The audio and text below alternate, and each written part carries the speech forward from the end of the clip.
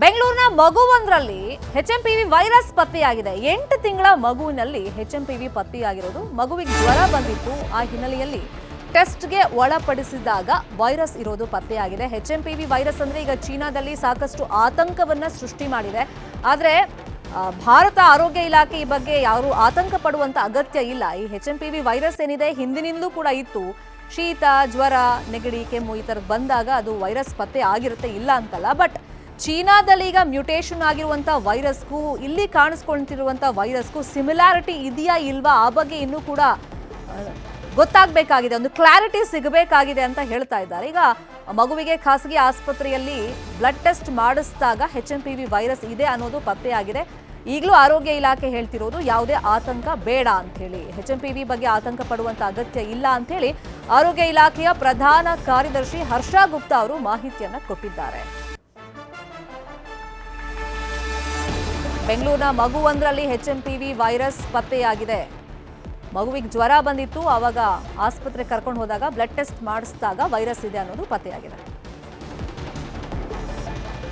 ಇದೇ ವಿಚಾರವಾಗಿ ಇನ್ನಷ್ಟು ಡೀಟೇಲ್ ಆಗಿ ಇನ್ಫಾರ್ಮೇಶನ್ ಕೊಡೋದಕ್ಕೆ ನ್ಯೂಸ್ ರೂಮ್ ಇಂದ ನೇರ ಸಂಪರ್ಕದಲ್ಲಿ ಕನೆಕ್ಟ್ ಆಗಿದ್ದಾರೆ ನಮ್ಮ ರಿಪೋರ್ಟರ್ ಹಂಸ ಶ್ಯಾಮಲ. ಈಗ ಯಾರು ಆತಂಕ ಪಡೋದು ಬೇಡ ಅಂತ ಆರೋಗ್ಯ ಇಲಾಖೆ ಹೇಳ್ತಿದೆ, ಬಟ್ ಚೀನಾದಲ್ಲಿ ಕಾಣಿಸ್ಕೊಂಡಿದೆಯಲ್ಲ ಅದೇ ವೈರಸ್ಗೆ ಸಿಮಿಲರ್ ವೈರಸ್ ಇದೆ ಮ್ಯೂಟೇಷನ್ ವೈಸ್ ನೋಡಿದಾಗ. ಮಗುವಿನ ಕಂಡೀಷನ್ ಇವಾಗ ಹೆಂಗಿದೆ? ಈಗ ಮಗುವಿನ ಕಂಡೀಷನು ತುಂಬಾನೇ ಮಗು ಆಕ್ಟಿವ್ ಆಗಿದೆ ಅನ್ನುವಂತಹ ಮಾಹಿತಿ ಇರುವಂಥದ್ದು. ಈಗಾಗಲೇ ಏನು ಮಗು ಆಸ್ಪತ್ರೆಯಿಂದ ಕೂಡ ಡಿಸ್ಚಾರ್ಜ್ ಆಗಿದೆ. ಆದರೆ ಕಳೆದ 2-3 ದಿನಗಳ ಹಿಂದೆ ಜ್ವರ ಬಂದಂತಹ ಕಾರಣದಿಂದ ಆಸ್ಪತ್ರೆಗೆ ಅಡ್ಮಿಟ್ ಆಗಿತ್ತು ಮಗು. ಸೊ ಈ ವೇಳೆ ಈಗಾಗಲೇ ಏನು ಒಂದು ಕೇಂದ್ರ ಆರೋಗ್ಯ ಇಲಾಖೆಯಿಂದ ಗೈಡ್ಲೈನ್ಸ್ ಕೂಡ ಇದೆ. ILI ಹಾಗೂ ಸಾರಿ ಇರುವಂತಹ ಒಂದು ಸಸ್ಪೆಕ್ಟ್ ಏನಿದೆ ಆಸ್ಪತ್ರೆಗೆ ಬರುವಂತಹವರ ಎಲ್ಲರ ಮೇಲೇನೂ ಕೂಡ ಒಂದು ನಿಗಾವನ್ನ ವಹಿಸಬೇಕು, ಕಡ್ಡಾಯವಾಗಿ ಪರೀಕ್ಷೆನ ಮಾಡಬೇಕು ಅಂತ ಮೊನ್ನೆಯಷ್ಟೇ ಒಂದು ಸೂಚನೆಯನ್ನು ಕೂಡ ಆರೋಗ್ಯ ಇಲಾಖೆಗೆ ನೀಡಿತ್ತು. ಈ ಬೆನ್ನಲ್ಲೇನೆ ಈ ಒಂದು ಎಲ್ಲಾ ಪರೀಕ್ಷೆಗಳನ್ನ ಮಾಡ್ತಾರೆ.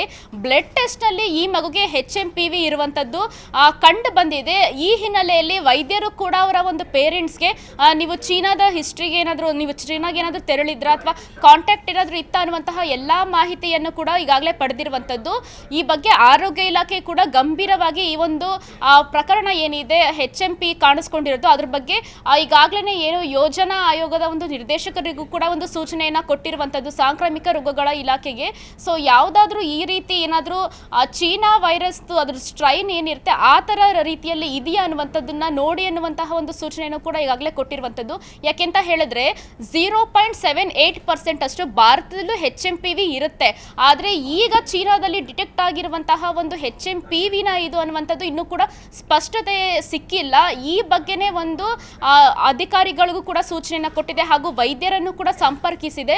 ಸೊ ಈ ರೀತಿಯ ಸ್ಟ್ರಕ್ಚರ್ಸ್ ಏನಿರುತ್ತೆ, ಚೀನಾ ವೈರಸ್ನ ಸ್ಟ್ರಕ್ಚರ್ ಏನಿದೆ ಅನ್ನುವಂಥದ್ದು ಇನ್ನೂ ಕೂಡ ತಿಳಿಯದಂತಹ ಹಿನ್ನೆಲೆಯಲ್ಲಿ ಈ ಒಂದು ಬಗ್ಗೆನೇ ಒಂದು ಮಾಹಿತಿ ಕಲೆ ಹಾಕೋದಕ್ಕೆ ಈಗಾಗಲೇ ಆರೋಗ್ಯ ಇಲಾಖೆ ಮುಂದಾಗಿರುವಂಥದ್ದು. ಜೊತೆಗೆ ಏನು ಮಗುವಿನ ಮೇಲೆ ಹಾಗೂ ಅವರ ಪೇರೆಂಟ್ಸ್ ಮೇಲೂ ಕೂಡ ಒಂದು ನಿಗಾವನ್ನ ವಹಿಸಿ ಅನ್ನುವಂತಹದ್ದನ್ನು ಕೂಡ ಈಗಾಗಲೇ ಹೇಳಿರುವಂಥದ್ದು. ಶರ್ಮಿತಾ, ಈಗ ಹಂಸ, ಈ ಹಿಂದಿನಲ್ಲೂ ಕೂಡ HMPV ವೈರಸ್ ಅನ್ನೋದು ಭಾರತದಲ್ಲೂ ಇತ್ತು. ಈಗ ಚೀನಾದಲ್ಲಿ ಆತಂಕ ಸೃಷ್ಟಿ ಮಾಡಿರುವಂಥ ವೈರಸ್ ಇದೇನಾ ಇಲ್ವಾ ಅನ್ನೋ ಕುರಿತಂತೆ ಈಗ ತಜ್ಞರು ಕೂಡ ನಾವು ಪರಿಶೀಲನೆ ಮಾಡ್ತೀವಿ ಅಂತ ಹೇಳ್ತಿದ್ದಾರೆ. ಹೌದು, ಬಟ್ ಈಗ 8 ತಿಂಗಳ ಮಗು ಆಗಿರೋದ್ರಿಂದ ಅದನ್ನ ಐಸೋಲೇಟ್ ಮಾಡಿಡೋಕ್ಕೂ ಆಗೋದಿಲ್ಲ. ಸೊ ಈ ನಿಟ್ಟಲ್ಲಿ ಏನಾದರೂ ಕೆಲವೊಂದು ಡೈರೆಕ್ಷನ್ಸ್ ಅನ್ನ ಕೊಟ್ಟಿದ್ದಾರಾ ಅವ್ರ ಮನೆಯವ್ರಿಗೆ?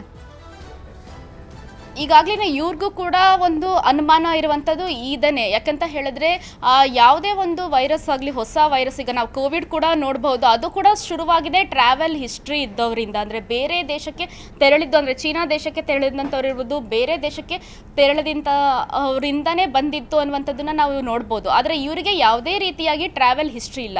ಯಾವುದೇ ಒಂದು ವೈರಸ್ ಆಗಲಿ ಕಮ್ಯುನಿಟಿ ಸ್ಪ್ರೆಡ್ ಆಗಬೇಕು ಅಂತ ಹೇಳಿದ್ರೆ ಅದರ ಒಂದು ಮ್ಯೂಟೇಷನ್ ಒಂದು ಪ್ರಮಾಣ ಹೆಚ್ಚಾಗಿ ಇರಬಹುದು ಅಥವಾ ಅದು ಇಲ್ಲೇನೆ ಹೆಚ್ಚಾಗಿ ಕಾಣಿಸ್ಕೊಳ್ಳುವಂಥದ್ದಿರ್ಬೋದು. ಈ ರೀತಿಯ ಒಂದು ಪಾಸಿಬಿಲಿಟೀಸ್ ಇರುತ್ತೆ. ಆದರೆ ಇಲ್ಲಿ ಆದ ರೀತಿಯಾದಂತಹ ಯಾವುದೇ ಒಂದು ಟ್ರಾವೆಲ್ ಹಿಸ್ಟ್ರಿ ಇವ್ರಿಗೆ ಕಾಣಿಸ್ತಿಲ್ಲ. ಆದರೂ ಕೂಡ ಈ ಒಂದು ವೈರಸ್ ಡಿಟೆಕ್ಟ್ ಆಗಿರುವಂತಹ ಹಿನ್ನೆಲೆಯಲ್ಲಿ ಪೇರೆಂಟ್ಸ್ಗೆ ಮತ್ತು ಮಗುವನ್ನು ಹೊರಗಡೆ ಎಲ್ಲೂ ಕರ್ಕೊಂಡು ಹೋಗುವಂಥದ್ದಾಗಲಿ ಮಾಡಬೇಡಿ. ಪೇರೆಂಟ್ಸು ಮನೆಯಲ್ಲೇ ಇದ್ರೆ ಉತ್ತಮ. ಹಾಗೆಯೇ ಯಾರಿಗೂ ಕೂಡ ಒಂದು ಸಂಪರ್ಕ ಮಾಡೋದು ಬೇಡ ಅಂತ ಹೇಳಿದ್ದಾರೆ. ಯಾಕಂತ ಹೇಳಿದ್ರೆ ಇವ್ರಿಗೆ ಒಂದು 14 ಡೇಸಲ್ಲಿ ಇವ್ರಿಗೂ ಏನಾದರೂ ಜ್ವರ, ಕೆಮ್ಮು, ನೆಗಡಿ ಅಂತಹ ಒಂದು ಸಿಂಪ್ಟಮ್ಸ್ ಕಾಣಿಸ್ಕೊಳ್ಳಬಹುದಾ ಅನ್ನುವಂಥದ್ದನ್ನ ನೋಡೋದಕ್ಕೆ ಈಗಾಗಲೇ ಹೇಳಿದ್ದಾರೆ. ಈ ರೀತಿ ಸಿಂಪ್ಟಮ್ಸ್ಗಳು ಏನಾದರೂ ಕಂಡು ಬಂದ್ರೆ ನೀವು ಈಗ ಕೂಡಲೇ ಒಂದು ವೈದ್ಯರನ್ನ ಮತ್ತೆ ಆರೋಗ್ಯ ಇಲಾಖೆಯನ್ನು ಕೂಡ ನೀವು ಸಂಪರ್ಕ ಮಾಡಬೇಕು ಅನ್ನುವಂತಹ ಒಂದು ಸೂಚನೆಗಳನ್ನ ಈಗಾಗಲೇ ಕೊಟ್ಟಿರುವಂತದ್ದು. ಶರ್ಮಿತಾ, ಫೈನ್, ಥ್ಯಾಂಕ್ ಯು ಹಂಸ ಶ್ಯಾಮಲ ತಮ್ಮೆಲ್ಲ ಇನ್ಫಾರ್ಮೇಶನ್ಗೆ. ಈಗ ನೆಗಡಿ ಕೆಮ್ಮು ಶೀತ ಜ್ವರ ಬಂದಂಥ ಸಂದರ್ಭದಲ್ಲಿ ಈ ಹಂತದಲ್ಲಿ ನೆಗ್ಲೆಕ್ಟ್ ಮಾಡಕ್ಕೆ ಹೋಗಬೇಡಿ. HMPV ಸೋಂಕು ಅದು ಆಗಿರಬಹುದು.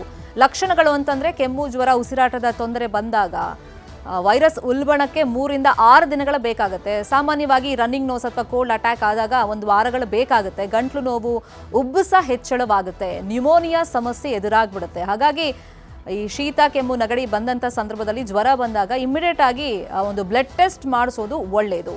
ಯಾಕೆಂದರೆ ಚೀನಾದಲ್ಲಿ ಇರುವಂಥ ಸ್ಟ್ರೈನ್ ಅಥವಾ ಭಾರತದಲ್ಲಿ ಕಂಡು ಬಂದಿರುವಂಥ ಸ್ಟ್ರೈನ್ ಅದು ಸಿಮಿಲರ್ ಆಗಿದೆಯಾ ಇಲ್ವಾ ಅನ್ನೋ ಕುರಿತಂತೆ ಇನ್ನೂ ಕೂಡ ಪರಿಶೀಲನೆ ಆಗಬೇಕಾಗತ್ತೆ. ಮತ್ತು ಇದು ಅಷ್ಟೊಂದು ಸೀರಿಯಸ್ ಏನು ಅಲ್ಲ ಅಂತ ಕೆಲವರು ಹೇಳ್ತಾ ಇದ್ದಾರೆ. ಬಟ್ ಚೀನಾದಲ್ಲಿ ಒಂದಿಷ್ಟು ಆತಂಕವನ್ನು ಇದು ಸೃಷ್ಟಿ ಮಾಡಿರುವಂಥ ಹಿನ್ನೆಲೆಯಲ್ಲಿ ಸಹಜವಾಗಿ ಮತ್ತೆ ಕೊರೋನಾ ನಂತರ HMPV ಅನ್ನುವಂಥ ಒಂದು ಆತಂಕ ಬಂದೊದಗುತ್ತಾ ಜಾಗತಿಕವಾಗಿ ಅಂಥೇಳಿ ಸಹಜವಾಗಿ ಒಂದಿಷ್ಟು ಆತಂಕ ಇರೋದು ನಿಜ, ಇಲ್ಲ ಅಂತಲ್ಲ. ಆದರೆ ಮುನ್ನೆಚ್ಚರಿಕೆ ಕ್ರಮ ಅಗತ್ಯ. ಹಾಗಾಗಿ ನಾವು ಕೊರೋನಾ ಕಾಲದಲ್ಲಿ ಏನೆಲ್ಲ ಮಾಡ್ತಾ ಇದ್ವಿ, ಮಾಸ್ಕ್ ಹಾಕೊಳ್ಳೋದು, ಆಗಾಗ ಕೈಗೆ ಸ್ಯಾನಿಟೈಸರ್ ಹಾಕೋದು ಅಥವಾ ಸೋಪ್ ಮುಖಾಂತರ ಕೈಗಳನ್ನು ಆಗಾಗ ತೊಳ್ಕೊಳ್ತಾ ಇರೋದು, ಕೆಮ್ಮು ಸೀನುವಾಗ ಕರ್ಚೀಫ್ ಅಥವಾ ಟಿಶ್ಯೂವನ್ನು ಅಡ್ಡ ಇಟ್ಕೊಳ್ಳೋದು.